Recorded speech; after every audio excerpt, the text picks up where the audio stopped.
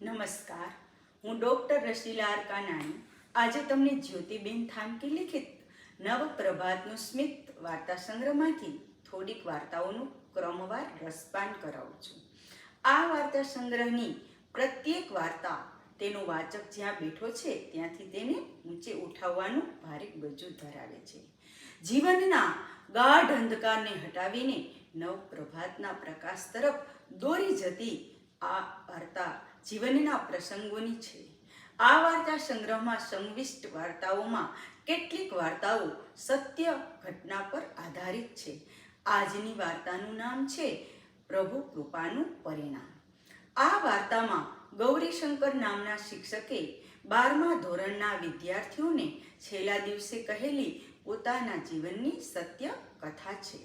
ગૌરીશંકરના પિતાજી ગોરપદુ કરતા અને ભગવાનને ખૂબ જ શ્રદ્ધેય ગણતા, પરંતુ જીવનની ઊંચી ઉડાન ભરવા માંગતા ગૌરીશંકરને અપાર ગરીબીમાં દિવસો પસાર કરવા પડતા.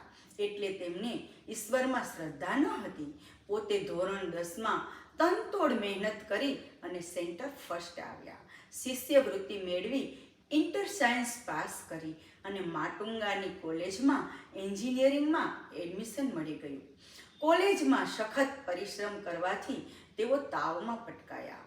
મિત્રો અને સાહેબની મદદથી તેમને દવાખાનામાં દાખલ કર્યા.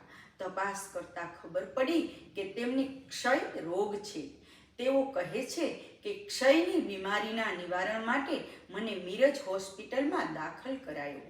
મારું ભણવાનું સ્વપ્ન ધૂળ બની ગયું. ઈશ્વર પ્રત્યેની શ્રદ્ધા પણ ઉડી ગઈ.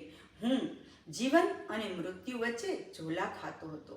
ત્યાં એક રાત્રે કોઈ શબ્દો સંભળાયા. બેટા, તારા હૃદયના કેન્દ્રમાં એક પ્રકારનું વર્તુળ છે એવી કલ્પના કર. તેમાં ઓમ છે તેનું સતત ધ્યાન કર. ભગવાન તને જલ્દી સાજો કરી દેશે. જાગીને જોયું તો બાજુવાળા દર્દીને કોઈ સ્વામી કહી રહ્યા હતા. પછી તો પોતાના માથા પર સ્વામીએ હાથ ફેરવ્યો. ત્યારે તેને ખૂબ જ ઠંડક વળી અને પિતાજી યાદ આવ્યા. તેણે ભગવાનનું સ્મરણ કર્યું. તેણે મીઠી નીંદર આવી ગઈ. પછી ધ્યાન કર્યું. ઈશ્વરમાં શ્રદ્ધા બેઠી અને તે સાવ સાજા થઈ ઘરે આવ્યા. હોસ્પિટલના ડોક્ટરો પણ વિચારમાં પડી ગયા. તેણે સર્ટિફિકેટમાં લખ્યું કે જે દર્દીને અમે 4 દિવસ પણ નહીં જીવે એમ માનતા હતા તે વ્યક્તિ સંપૂર્ણ તંદુરસ્ત થઈને અહીંથી વિદાય લે છે. આ અમારી તબીબી સિદ્ધિ નથી, પણ પ્રભુ કૃપાનું પરિણામ છે.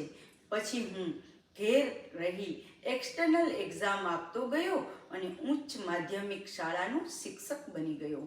આ તમારી સામે જે ગૌરીશંકર છે તે આપ બળે આગળ વધેલો માણસ નહીં, પણ પ્રભુની કૃપા દ્રષ્ટિથી નવજીવન પામેલો મનુષ્ય છે.